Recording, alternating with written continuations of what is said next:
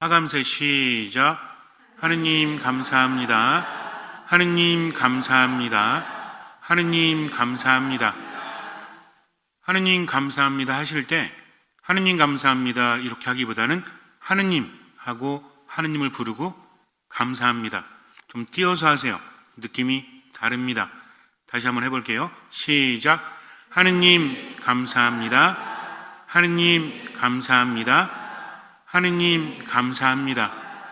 온몸과 마음이 집중이 더 잘 되니까 하느님을 부르고 감사합니다 하면 그 자체로 훌륭한 기도가 됩니다. 40대 남자 형제님이 있었습니다.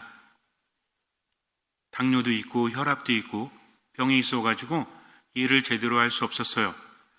병원에 자주 가서 많은 약을 타와야 합니다.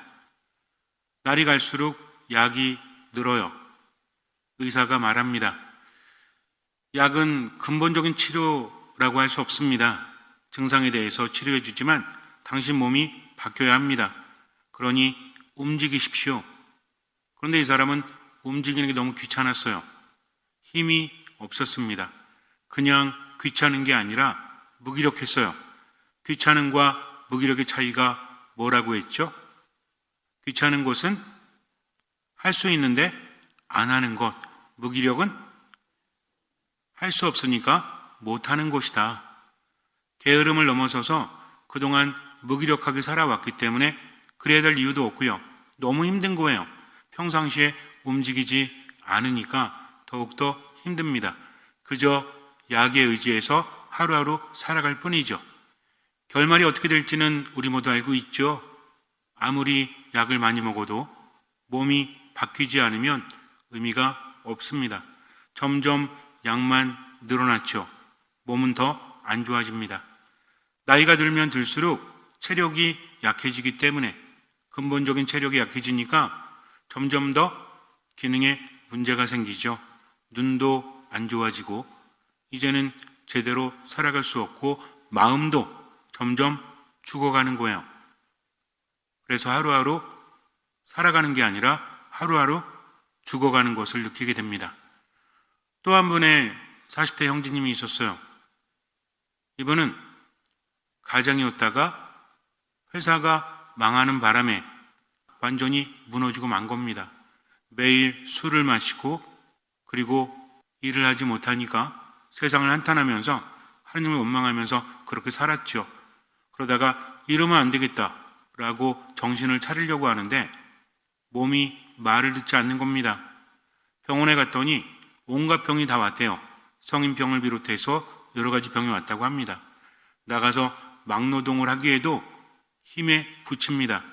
이분 역시 하루하루 너무 힘든 거예요. 그런데 이러면 안 됩니다. 왜냐하면 처자식이 있기 때문에 어쨌든 먹여 살려야 되죠. 일을 해보려고 하지만 하루 이틀 지나서 누워버립니다. 움직일 수가 없어요. 병원에 갑니다. 의사가 비슷한 말을 해요. 약은 근본적인 치료가 되지 않으니 몸을 다시 만드십시오. 이제는 먹는 것도 조심하고 운동을 하셔야 됩니다. 힘들다고 안 해서는 절대로 나아질 수 없습니다. 의사가 그렇게 말을 하니까 이분은 이를 악물고 먹는 것을 조절합니다. 평상시에 땡기는 거를 먹지 않고 운동을 해요. 그러면서 자꾸자꾸만 움직이려고 합니다. 온몸이 아우성이죠. 어지러워요. 힘도 떨어져요. 그러면서 점점 자신이 비참해짐을 느낍니다. 그래도 어쩔 수 없잖아요. 한 걸음 또 한 걸음 나아갑니다. 뒷산이 있었어요. 뒷산을 오르는데 매우 시간이 오래 걸립니다. 그래도 포기할 수 없죠. 몸을 키워가야 되니까. 하루 이틀, 사흘, 일주일이 지났습니다. 몸이 어땠을까요? 아파 죽겠는 거예요. 이제는 제대로 움직일 수도 없고 잠도 제대로 잘 수 없습니다. 그리고 한 달이 지났어요. 몸이 어땠을까요? 아파 죽겠는 거예요. 나아지는 게 별로 없습니다. 병원에 가서 의사 선생님께 말합니다. 너무 힘듭니다. 선생님 말씀대로 운동을 하고 먹을 것을 조절했는데 좀 나아지지 않습니다. 그랬더니 의사가 말하기를 아니 여태까지 그렇게 오랜 동안 몸이 망가졌는데 한 번에 낫기를 바라십니까? 절대로 그래서는 안 됩니다. 그러니 저를 믿고 꼭 운동을 하십시오. 그럴 수밖에 없는 이유가 있잖아요.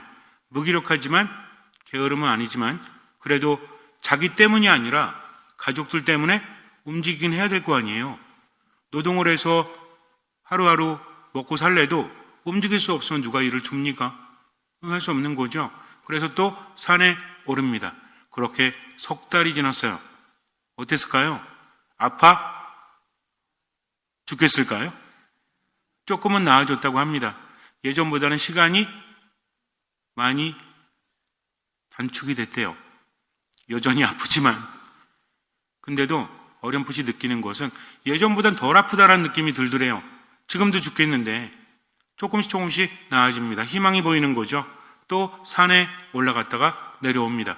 그러다가 일할 거리를 찾는데 일을 써주질 않는 거죠. 그 정도 가지고 일을 할 수 있겠습니까?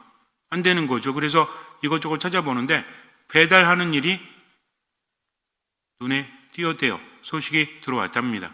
근데 이 배달은 좀 특이한 거였어요. 지하철을 타고 가서 전해주는 것. 이것부터 시작을 한 거죠. 많은 돈은 되지 않지만 지하철에서도 앉지를 않았대요. 그냥 일어나서 걸었다고 합니다. 지하철에서 왔다 갔다 왔다 갔다. 앉고 싶은 유혹이 있겠죠. 그래도 앉으면 안 돼요. 왜 앉으면 무너져 버릴 것 같으니까 오늘만 살자라고 마음먹고 지하철 배달 알바를 합니다.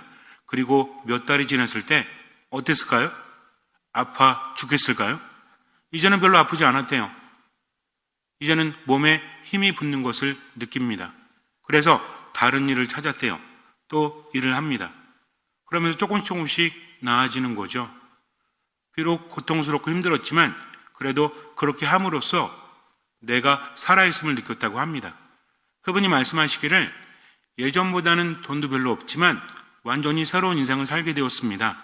내가 아파서 완전히 무너지기 시작했을 때 모든 것을 내려놓고 싶었지만 그렇지 않았어요. 왜냐하면 의사 선생님이 그래야만 살 수 있다고 해가지고 약을 먹으면서 움직였습니다. 움직인다는 것은 너무나 고통스러웠어요. 하지만 움직이면서 희망을 찾았고 그러면서 느낀 것이 있습니다.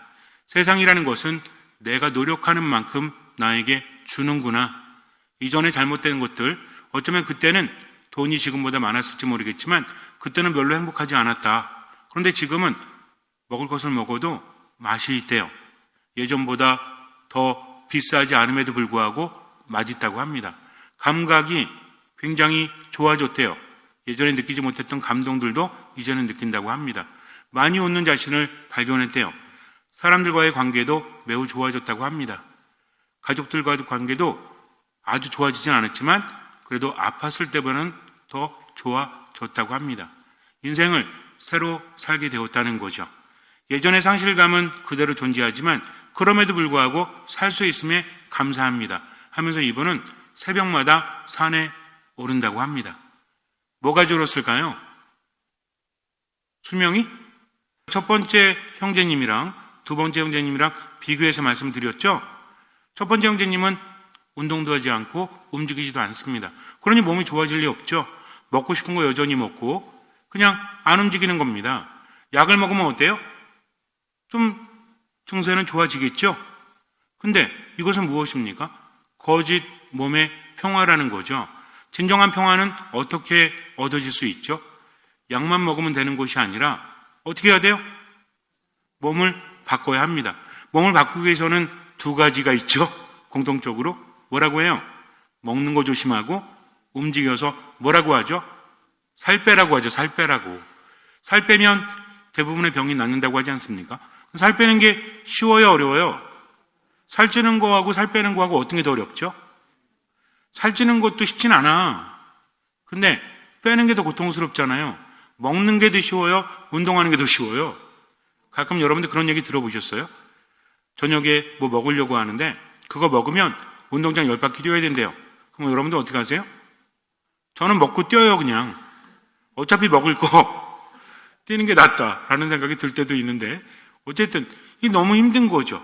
왜 그렇습니까? 몸이 바뀌어야 되기 때문입니다. 몸이 원하는 것을 하지 말고 몸이 원치 않는 것을 해야 된다는 거죠. 재활치료하는 많은 분들이 이것 때문에 힘들대요.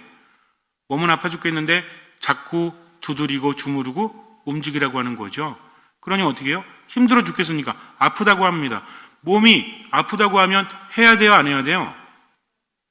해야 될 수도 있고 안 해야 될 수도 있지. 예를 들어서 자동차 문에 손가락이 꼈어. 아프죠? 어떻게 해야 돼요? 아픈 만큼 성숙해지는구나 하고 가만히 있어야 돼요? 이런 거 아닙니다. 근데 치료 과정에서 아픈 것은 견딜 수 있어야죠. 누가 말해주면? 전문가가 말해주면. 지금 아플지 모릅니다. 그런데 몸이 지금 정상이 아닙니다. 근육을 바꿔야 됩니다. 그러니 움직이십시오 하면 움직이는 거죠. 그러니까 몸이라는 것은 악화되는데도 고통이 있고 나아지는데도 고통이 있다. 그래서 중요한 건 뭐다? 내가 결정하는 게 아니라 전문가가 말을 해주면, 신뢰할 수 있는 전문가가 말하면 그대로 따라 해야 된다는 거죠. 그렇게 한 걸음 한 걸음 걷다 보면 몸이 더 좋아지죠. 근데 움직이기 귀찮다고 안 움직이고 그냥 먹고 싶다고 해서 다 먹고 그러면 뭐만 늘죠?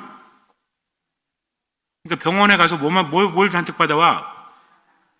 약만 잔뜩 받아오잖아요. 약만 늘어나는 거지. 그러다가 나중에 약이 듣지 않으면 그때 뭐라고 합니까? 집에 가서 쉬십시오 라고 하잖아요. 뭔 얘기야? 이젠 병원에서 할 게 없습니다. 집에 가서 뭘 기다리는 거야? 죽음을 기다리는 거죠. 그러면 돼요, 안 돼요? 안 됩니다. 그런데 두 번째 형제님은 어떻게 했어요? 움직였다는 거죠. 그리고 먹고 싶은 것을 먹지 않았다는 겁니다. 처음에는 죽을 만치 힘들었죠. 정신적으로도 힘들죠. 먹고 싶은 거 못 먹으니까. 스트레스가 얼마나 쌓이겠어요? 사업은 망했지, 우울하죠.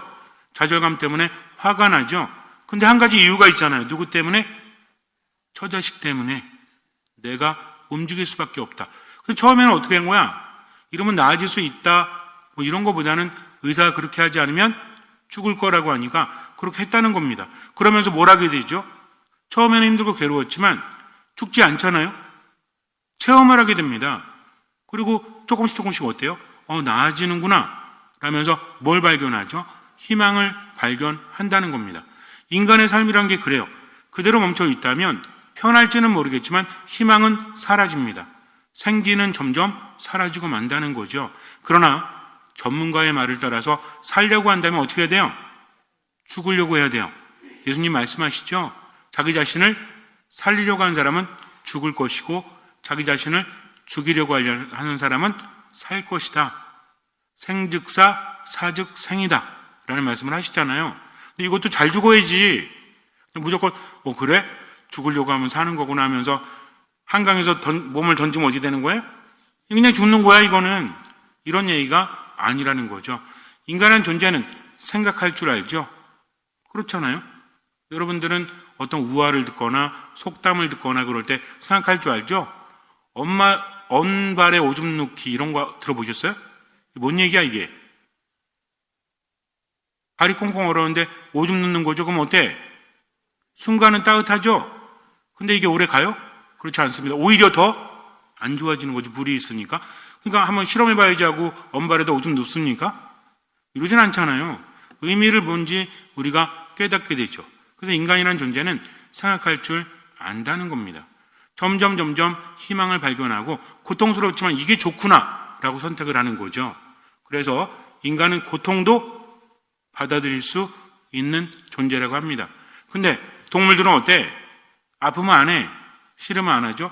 제가 키우고 있는 도로시라는 강아지가 한 마리 있는데 이제 강아지라고 하기엔 좀 늙긴 했는데 어쨌든 이빨 닦으려고 하면 아주 리을 발광을 합니다. 그럼 제가 말을 해주죠. 야, 너 이빨 닦아야 돼. 왜냐면 치석이 생기면 안 되고 그리고 이빨이 별로 없는데 너 충치 생기면 안 돼 하고 말하면 얘가 고개를 끄덕일까요? 안 끄덕이고 계속 도망가지. 그래서 자꾸 하죠. 할 때마다 아주 그냥 막 이러고 막 혓바닥 내밀고 막 벨 저길 다 해요. 그래도 저는 어떻게 해야 돼요? 아파해도 두려워해도 해야 되는 거죠. 왜? 그래야만 얘가 아프지 않을 수 있기 때문입니다. 근데 인간은 어때요? 우리가 병원 가는 거 두려워하죠? 특히 어디? 요즘 저도 치과를 가야 되나 말아야 되나 고민하고 있는데 더 늦으면 더 아플 거 아니야. 그러니까 가야 되겠죠. 좋아서 갑니까? 아니죠. 더 아프지 않기 위해서 가는 거지 않습니까? 그래서 인간은 어떤 존재다? 고통스러워도 선택할 수 있는 존재다. 이걸 알아야 된다는 겁니다. 예수님께서 우리에게 하시는 말씀 중에서 어떤 말씀은 달죠. 걱정하지 마라. 두려워하지 마라. 내가 함께 있다. 얼마나 좋아. 근데 때로는 쓴 것도 있죠. 이 잔을 저기서 거두어 주십시오 라고 말씀드리고 싶죠. 왜냐하면 예수님의 말씀이 때로는 뼈를 때리기 때문입니다. 그분이 뭐라고 하세요? 죽지 않으면 살 수 없다. 그러니 어떻게 해라? 죽어라. 우리는 어떻게 해야 돼요? 죽어야 됩니다. 제대로 죽어야 한다는 거죠. 그래서 그분의 말씀을 들으면서 우리가 생각해야 될 것은 고통스럽지만 그럼에도 불구하고 내가 맡길 때 그 고통이 오래가지 않는다. 그러나 고통스럽다고 해서 회피하게 되면 어떻게 돼요? 계속해서 고통스러울 수밖에 없다는 것입니다. 그래서 선택할 때는 어떻게 해야 돼? 과감하게 해야 돼. 어쩔 수 없잖아. 일단 병원 가는 거지. 그리고 눕는 거죠. 입 벌리는 거죠. 그 다음에 아프면 어떻게 하면 돼? 소리 지르면 되죠. 그리고 치료 받으면 되죠. 중요한 건 뭔지 아세요? 일단 가는 겁니다. 나머지는 맡기는 거죠. 예수님의 말씀도 마찬가지야. 그분은 우리를 살리시는 분이시다. 내 몸을 살리고 내 마음을 살리고 영혼을 살리신다. 그러니 어떻게 하면 된다? 맡기면 된다. 자신 없어도 맡기면 된다는 거죠. 우리가 할 수 있는 것은 아무것도 없어요. 그저 그분이 다 해주십니다. 때로는 힘들고 괴로워도 어떻게 하면 돼요? 보이는 만큼 또 할 수 있는 만큼만 하면 된다. 너무 많은 생각을 해봤자 부정적인 생각만 들고 힘드니까 뭐 하지 말자? 생각을 많이 하지 말자. 그렇다고 해서 생각 없이 살라는 게 아니죠. 뭔 얘기인지 아시죠? 또 오늘 이 말씀 드렸다고 해가지고 집에 가가지고 아무 생각 없이 필터링 없이 말하고 행동하고 이러면 되면 안 돼요. 이거 안 됩니다. 그러니까 한번 결정했다면 주님의 뜻대로 묵상을 했다면 더 이상 뒤돌아보지 말자.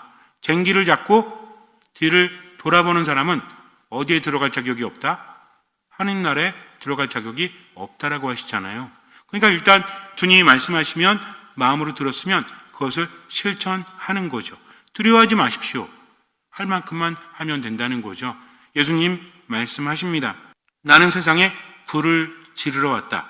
그 불이 이미 타올랐으면 얼마나 좋으랴. 루카복음 12장에서 말씀하시죠. 불을 지르러 왔다는 것은 어떤 의미가 있을까요? 구약 성경을 보면 엘리야 예언자가 갈멜산 위에서 바알의 예언자들과 대결을 할 때 하늘에서 뭐가 내려오죠? 엘리야가 청하니까 하늘에서 불이 내려와서 다 태워버리죠. 즉 불이라는 것은 하느님께로부터 오는 겁니다. 또 열왕기 하권을 보면 1장에 나오죠. 엘리야가 하늘에서 불을 또 내립니다. 그래서 엘리야 그러면 보통 생각나는 게 뭐야? 불 내리는 거. 불 내려가지고 불 같은 사람이죠. 그죠? 생긴 것도 어떻대? 몸에 털이 많대. 저도 털이 많은데. 어쨌든 털이 많고 좀 예언자가 좀 까칠하죠. 그죠? 성경 안 읽으세요? 읽으시잖아. 어쨌든 그래요. 왜 이러지? 근데 그때 임금이 아주 이스라엘을 말아먹은 임금들이 있죠. 아합과 이세벨의 아들 7번째 이스라엘 왕이 있습니다. 근데 얘도 얘래요. 얘라고 해도 될 것 같아.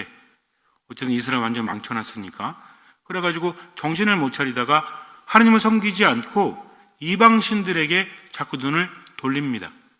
그때 유명했던 이방신이 있죠. 가나안에 누가 있어요? 바알이 있죠.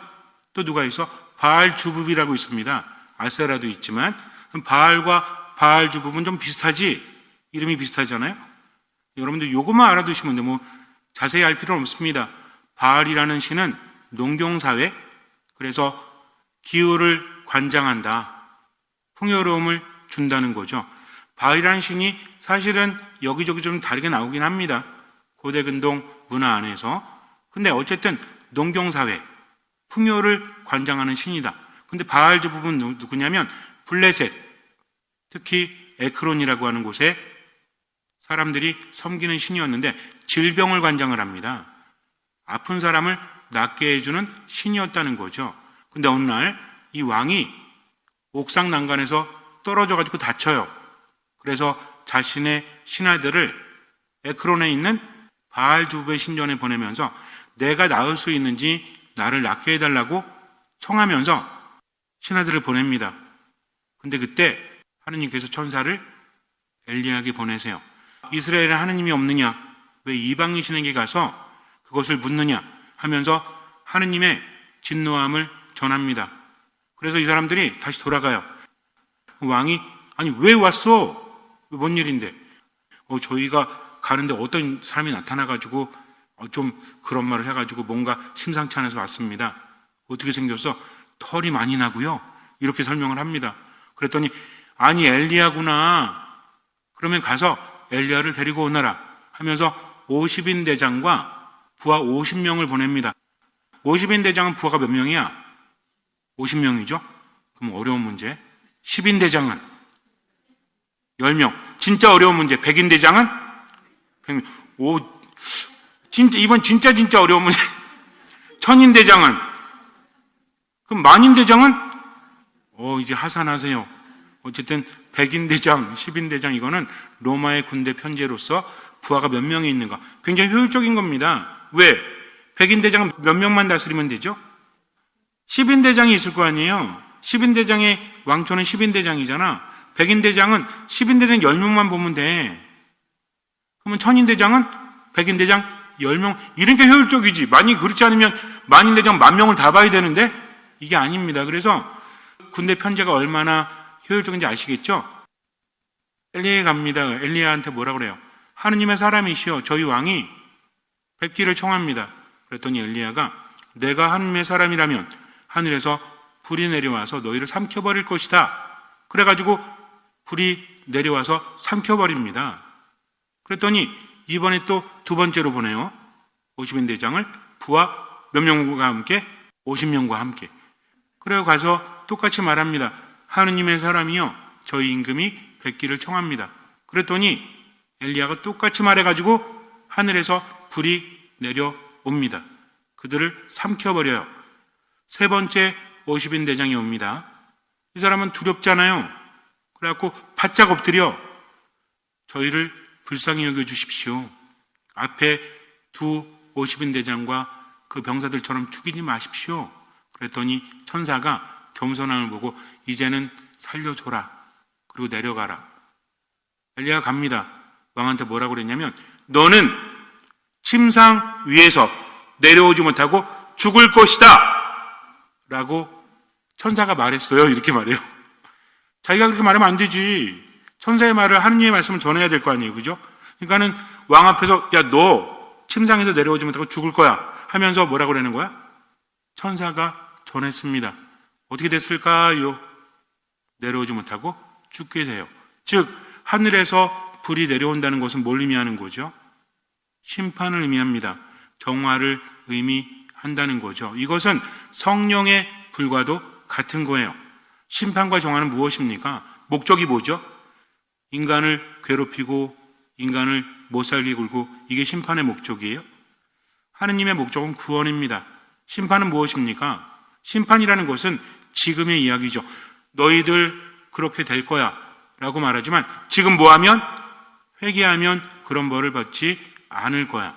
그래서 불이 내려온다는 것은 하느님을 신뢰하지 못하는 사람, 하느님을 믿지 않고 악행을 저지른 이들에게는 심판이지만 그렇지 않은 이들에게는 뭡니까? 이것이 구원이요? 오히려 정화의 과정이라는 거죠. 그래서 불이 내려온다는 것은 심판을 의미하면서 정화를 의미한다. 이걸 우리가 알아야 돼요. 예수님께서 그렇게 말씀하십니다. 그리고 또 뭐라고 하세요? 내가 세상에 평화를 주러 왔다고 생각하느냐? 아니다. 내가 너희에게 말한다. 오히려 분열을 일으키러 왔다. 예수님이 이랬다 저랬다 하시는 거죠. 평화를 주신다고 하셨어요? 안 주신다고 하셨어요? 주신다고 하셨잖아요. 근데 오늘은 뭐래? 평화를 주러 온 게 아니라 분열을 일으키러 왔다. 다른 복음에서 뭐라고 하죠? 나는 세상에 뭘 주러 왔다? 칼을 주러 왔다. 칼이나 분열이나 똑같잖아요. 잘라버리는 것이 아닙니까? 그렇다면 이것은 어떤 의미가 있을까요? 거짓 평화가 아니라는 거죠. 마치 몸이 아팠을 때 약만 먹으면서 증상을 호전시키는 것은 근본적인 치료가 아니죠. 근본적인 치료는 어떻게 해야 됩니까? 약을 먹기도 해야 되겠지만 뭐가 바뀌어야 돼? 내 몸이 바뀌어야 돼요. 내 몸이 바뀐다는 건 뭡니까? 습관이 바뀌고 먹는 게 바뀌고 힘들어야 된다는 거죠. 그러면서 자꾸 그렇게 하면 고통이 점점 어떻게 돼? 줄어들어요. 어느 정도 시기가 되면. 그래서 이제는 어떻습니까? 몸이 살아나니까 그 다음에는 모든 것들이 새로워진다. 아니, 주님께서 한 번에 고쳐주시면 안 되나? 모든 것이 의미가 있다는 거죠. 그분이 우리를 사랑하십니다. 내가 아파요. 내가 힘들어요. 한 번에 해결책을 주실 수도 있지만 그렇지 않을 수도 있죠. 이 모든 것들이 누굴 위한 거다? 나를 위한 겁니다. 사람은 10인 10색이라고 하잖아요. 다 다르지 않습니까? 어떻게 이 사람에게 통하는 것이 저 사람에게 통할 수 있을까요? 근데 하느님은 우리를 나보다 더 잘 아신다. 심지어는 목까지도 헤아리신다. 머리카락 숫자까지도 헤아리신다는 거죠. 이게 무슨 의미예요? 머리카락이 많다? 그게 아니라 머리카락은 매일 수가 변하지 않습니까? 뽑히고 나고 뽑히고 나고 우리의 변화를 누구보다 아신다. 그러니 누구의 방식으로? 당신의 방식으로 우리를 살리시니까 우리는 어떻게 하면 된다? 그분을 믿고 따라가면 된다. 이게 신앙입니다. 내가 판단해가지고 하느님 왜 건강 안 주십니까? 하느님 왜 해결해 주지 않으십니까? 이게 아니라 그래 믿고 따라야지. 그러다 보니까 어때요? 그러다 보니까 처음에 힘들고 괴롭고 그분의 말씀이니까 그분을 신뢰하면서 마치 의사를 신뢰하듯이 그분을 신뢰하고 하루하루 살아가는 게 너무나 힘들지만 어느 순간이 되면 몸만 낫는 게 아니구나. 내 삶이 완전히 바뀌는구나. 그러면서 더 행복해짐을 느끼지 않습니까? 이게 진짜 평화라는 거죠. 그러니 거짓 평화는 잘라버려야 됩니다. 분열이 일어날 수밖에 없다는 거죠. 이게 얼마나 힘들어요. 이제 식구가 5 식구면 2대 3으로 갈라진다고 합니다. 가까운 사람에게 있어서도 하나님의 뜻을 따르기 위해서는 서로 맞서게 될 때도 있다는 거죠. 얼마나 힘들어요. 그럼에도 불구하고 누굴 선택해야 돼요? 하나님을 선택해야 됩니다. 가족이란 존재는 어떤 존재죠? 남하고 다르잖아요. 그럼에도 불구하고 누구를 따라야 된다? 하나님을 따라야 된다는 거죠. 만만합니까? 만만하지 않습니까? 만만하지 않아요. 그럼에도 불구하고 그분을 따라서 믿고 맡기면서 얼마만큼? 할 수 있는 만큼, 얼마만큼? 보이는 만큼 누구의 뜻대로? 하나님의 뜻대로 내 생각과 마음과 행동을 그렇게 하나님의 뜻대로 맞춰가야 한다는 겁니다. 이게 뭐다? 이게 신앙이다. 그러다 보면 힘들지만 결국에는 내가 살게 된다. 그러나 자꾸만 편한 것만 생각하고 하나님의 뜻을 무시하고 순간순간만 살아가는 사람은 어때요? 그 사람은 나중에 뭐가 떨어지면 현세의 약발이 떨어지면 거짓 평화가 사라지고 나중에는 손쓸 수 없는 지경까지 이룰 수 있다. 그러니 어떡하자? 쉬운 것만 선택하지 말고 그것이 좋은 것이라면 어려워도 하자. 그래서 중요한 건 쉽냐 어렵냐가 아니라 사느냐 죽느냐. 우린 누굴 신뢰하기 때문에 하나님을 신뢰하기 때문에 지금 어떻게 해야 돼요? 죽어야 돼요. 얼마만큼? 할 수 있는 만큼. 또 얼마만큼? 보이는 만큼. 아까도 말씀드렸지만 죽으라고 그랬다고 가다가 차에 뛰어들거나 아니면 높은 데서 떨어지거나 이런 뭐예요? 이거를 전문 용어로 뭐라고 하죠? 이 개죽음이죠. 이거는 그렇게 죽지 말고 어떤 걸 죽이면 된다? 하나님의 뜻과 다른데 자꾸 내가 하고 싶은 것들, 우울함에 빠져드는 것도 그겁니다. 분노에 빠져드는 것도 그겁니다. 기도하지 않고 편하게 살려고 하는 것도 그거라는 거죠. 그래서 그분이 알려주신 대로 지금을 살아가자. 나머지는 맡기자. 그럴 때 어떤 일이 벌어져요? 조금의 고통이 지나가게 되면 나중에는 큰 기쁨이 찾아온다. 진짜 평화가. 예수님 뭐라고 하세요? 내가 주는 평화는 세상이 주는 평화는 다르다. 주님의 평화 우리에게 무엇을 줍니까? 생명을 주죠. 근데 세상이 주는 평화는 뭘 줘요? 죽음을 준다는 거죠. 뭘 따르실래요? 당연히 생명을 주는 진짜 평화를 따라야 되겠죠. 힘들어도 하세요. 얼마만큼? 할 수 있는 만큼, 보이는 만큼. 기러기 떼가 요새 많죠? 기러기 떼 나는 거 보셨어요? 전 자주 봐요. 근데 얘네들이 날기 시작할 때는 날개를 엄청나게 줘. 힘들게. 근데 위에 올라가잖아요? 그럼 어떻게 하는지 알아요? 날개짓이 줄어. 편안하게. 그러면서 대형 쭉 짜가지고 공기저항 덜 받고 날아다니죠? 이겁니다. 언제까지 힘든 거야? 위에 올라갈 때까지. 그때부터는 편안하죠. 근데 얘네들이 올라가는 거 귀찮아가지고 안 올라갈래. 그럼 어떻게 될까요? 죽지. 제가 한 마리도 안 올라가는 애 못 봤어. 다 올라가죠. 그러니까 우리가 힘들다고 해서 안 하고 편하다고 해서 자꾸만 그거만 하면 뭐만도 못한 거야?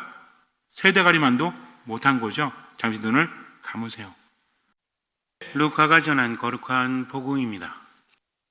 그때 예수님께서 제자들에게 말씀하셨다. 나는 세상에 불을 지르러 왔다. 그 불이 이미 타올랐으면 얼마나 좋으랴. 내가 받아야 하는 세례가 있다. 이 일이 다 이루어질 때까지 내가 얼마나 짓눌릴 것인가. 내가 세상에 평화를 주러 왔다고 생각하느냐? 아니다. 내가 너희에게 말한다. 오히려 분열을 일으키러 왔다. 이제부터는 한 집안의 5 식구가 서로 갈라져 3 사람이 2 사람에게 맞서고 2 사람이 3 사람에게 맞설 것이다. 아버지가 아들에게, 아들이 아버지에게, 어머니가 딸에게, 딸이 어머니에게, 시어머니가 며느리에게, 며느리가 시어머니에게 맞서 갈라지게 될 것이다. 때로는 힘들 때도 있죠. 그분은 불을 지르러 오셨습니다. 나를 정화시키고 내 안에 안 좋은 것을 끊어버리기 위해서 오셨다는 거죠. 두려워하지 마십시오. 주님의 뜻이라면, 양심을 통해서 묵상한 것이라면, 교회 가르침을 통해서 내가 들은 것이라면 그분의 뜻대로 살아가십시오. 할 수 있는 만큼, 보이는 만큼 두려워하지 마십시오. 그저 믿고 그렇게 살아가십시오. 미사 말씀 기도 안에 머물면서 나머지는 맡기십시오. 주님께서는 그 믿음을 보시고 우리 삶에 놀라운 기적을 일으켜 주실 것입니다. 아멘.